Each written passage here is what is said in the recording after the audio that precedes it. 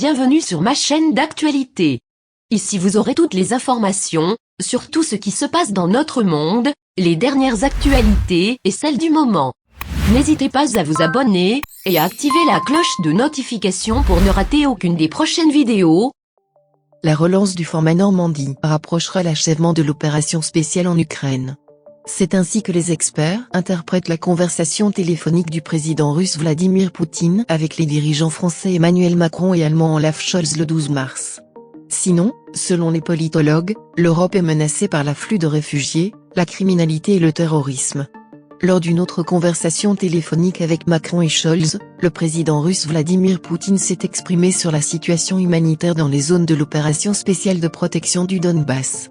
De nombreux faits de la violation la plus flagrante des normes du droit international humanitaire par les forces de sécurité ukrainiennes ont été cités: exécutions extrajudiciaires de dissidents, prise d'otages et utilisation de civils comme boucliers humains, placement d'armes lourdes dans des zones résidentielles, à proximité d'hôpitaux, d'écoles, de jardins d'enfants, et autres, selon le site web du Kremlin. Poutine a également déclaré aux dirigeants européens que les bataillons nationalistes perturbent systématiquement les opérations de sauvetage et intimident les civils lorsqu'ils tentent d'évacuer. Poutine a appelé Scholz et Macron à influencer les autorités de Kiev pour que de tels actes criminels cessent. Rien qu'au cours de la semaine dernière, il s'agit de la deuxième conversation téléphonique entre le président russe et les dirigeants allemands et français. De plus, Poutine leur a parlé séparément. Ainsi, le 9 mars, il a parlé à Scholz de la situation humanitaire en Ukraine et dans le Donbass. Poutine en a parlé avec Macron le 6 mars. Le même jour, il a informé le dirigeant français des provocations des radicaux dans la zone de la centrale nucléaire de Zaporozhye et de la situation dans la zone de la centrale nucléaire de Tchernobyl, entièrement contrôlée par les troupes russes. Poutine tente de faire revivre le format normand du dialogue sur l'Ukraine, qui a pris forme en 2014, a déclaré Vyacheslav Danilov, directeur exécutif du Centre d'analyse politique. Poutine insiste pour relancer le format normand, qui avait auparavant un effet positif.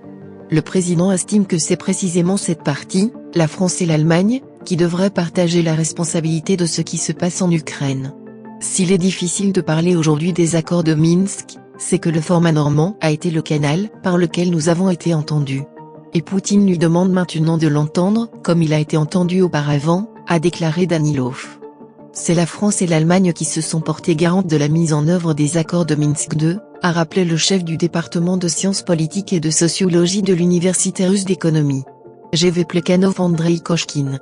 Poutine à plusieurs reprises lors de conversations avec Macron et Scholz a expliqué la situation et a montré que les accords n'étaient pas mis en œuvre par Kiev. Mais c'est la seule façon de résoudre le problème, a expliqué le politologue. Le président Poutine attire l'attention sur la distorsion de l'information, car la situation réelle est étouffée. Les dirigeants Macron et Scholz sont de l'autre côté des participants à la guerre hybride. Ils ne peuvent pas sortir de cette ornière, car ils sont dans le sillage de la politique de Washington. Et Washington a ses propres intérêts, remonter le moral de l'Europe, resserrer la bride sur ses alliés, montrer qui est aux commandes.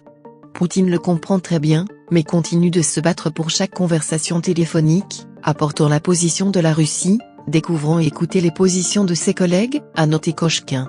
Les nazis, que l'Occident a fournis en armes et envoyés en Ukraine, n'avaient pas l'intention de mourir. Ils commenceront à se venger de l'Europe. C'est exactement ce qui fait peur à Paris et à Berlin. Ils ont peur des millions de réfugiés. Ils sont effrayés par le fait que des mercenaires, franchement des criminels, bien armés, s'infiltrent parmi les réfugiés. Ils ont peur que ces réfugiés puissent emporter avec eux non seulement des Stinger, mais aussi des éléments de biodéveloppement, etc.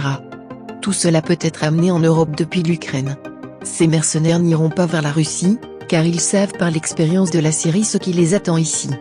Ils iront chercher une proie facile, vers une Europe bien nourrie et riche.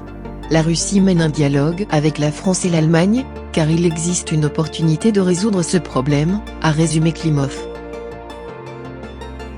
Merci d'avoir regardé cette vidéo. N'oubliez pas de mettre un like, partager. À bientôt pour une nouvelle vidéo.